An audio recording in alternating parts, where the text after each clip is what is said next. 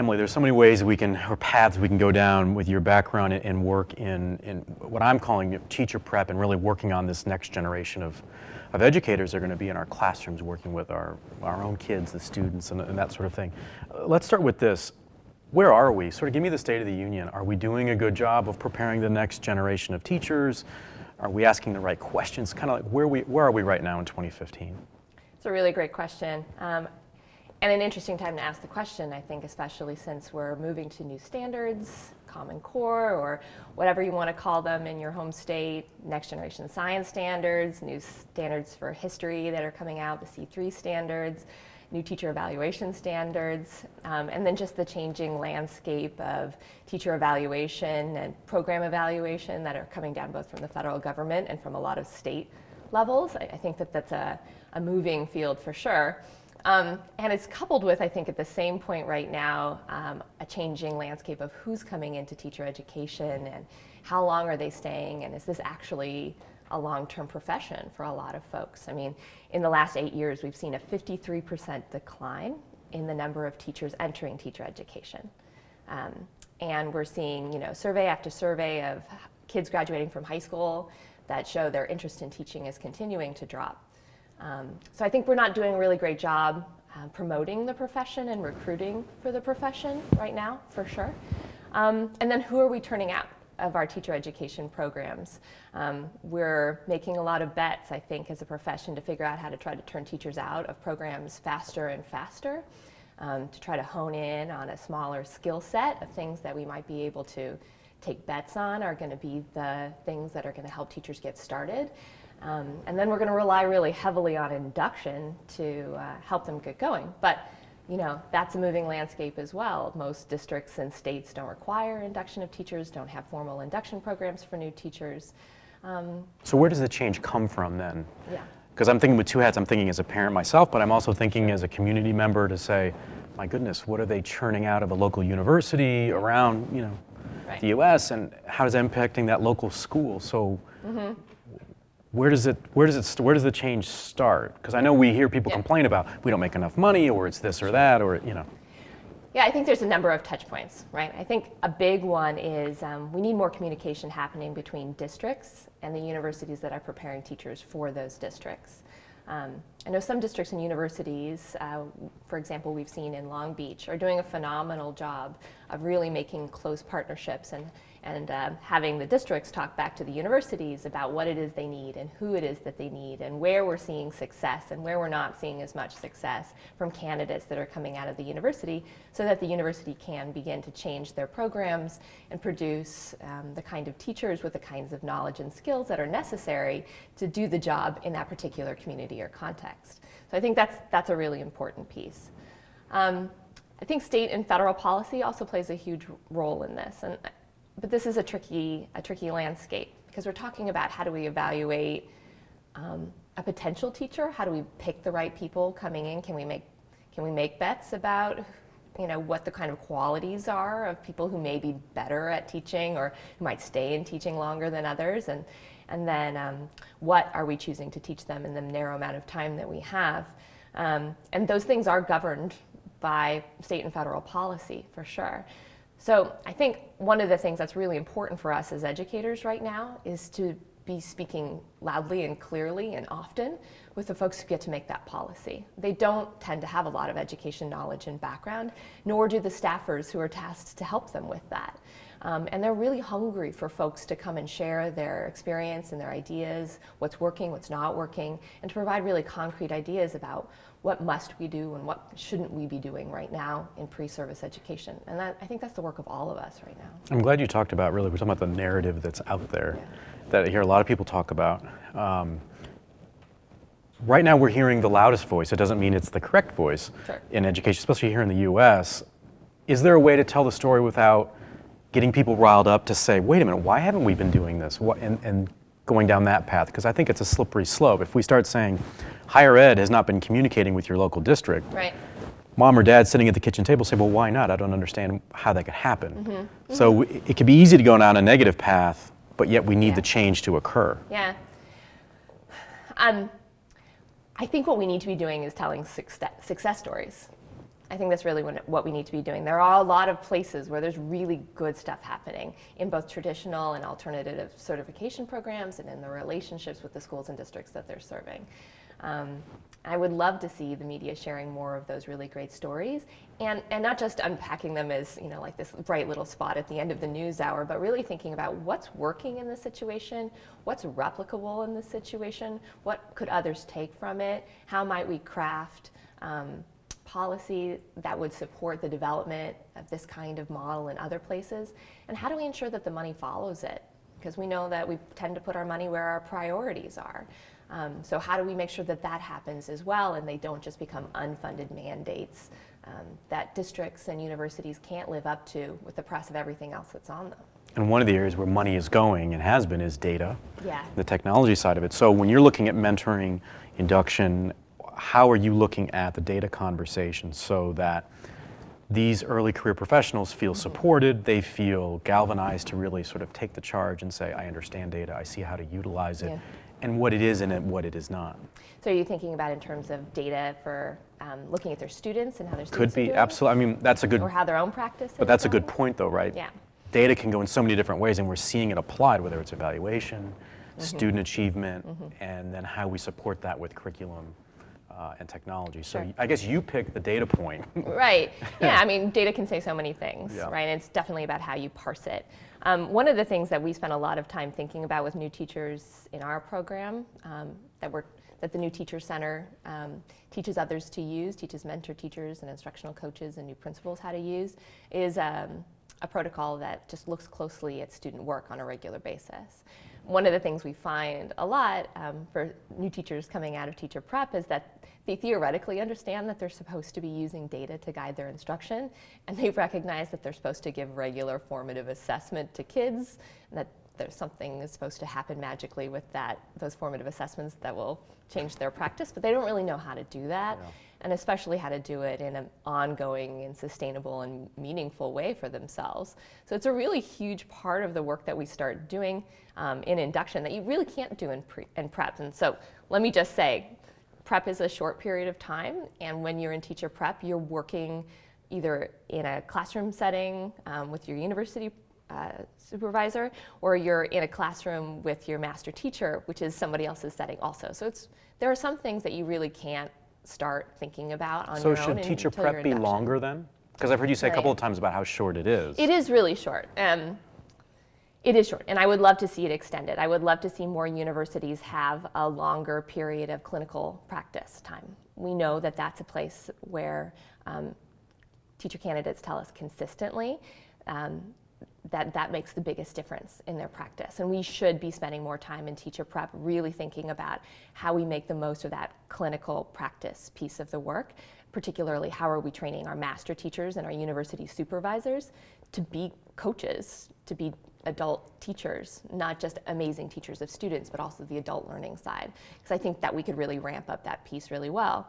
And then how do we build on that with making sure that every teacher, as they move into their own classroom, which is a very different experience than living within somebody else's world, right, that they created for their students, how do we make sure that every teacher has that support, right, that gradual release of support from being in their master teacher's classroom to being in their own classroom with support to being on their own with their peers as support and guidance for the rest of their career. So we can extend that teacher prep time in a couple of ways, right? We can extend the clinical practice, we can extend it into induction, and we can extend it by training people in schools and districts to be coaches, to be teacher leaders who can support their peers through professional learning communities or department meetings or whatever we want to call them. And we can support principals in knowing how to create the kinds of working conditions where learning is always happening and where teachers feel connected and have the kind of collaborative time they need to keep learning and growing in their practice. I think this is a profession where we have to keep learning and we have to be doesn't able to stop. change. No, I mean, things change all the time in our profession. So we have to think about how we create a longer pipeline of support from the beginning to the end. And frankly, in the end, I think that's what's going to keep teachers in the profession for a long time, particularly our millennials who aren't necessarily feeling the kind of desire to stay long-term in one place that maybe their parents did in education. Emily, are you finding that the prep programs, that their faculty that they're able to stay on the cutting edge? Because when you speak with classroom teachers Yeah. now, they barely have enough time to stay current with what they have to do, let alone sort of investigate new practices, cutting edge ideas and thinking. Are they doing that at the prep level, or is that a challenge too? I think it varies from district or from school to school, from university to university. The interesting thing about right now, I think, under Common Core is that it's made everybody new again.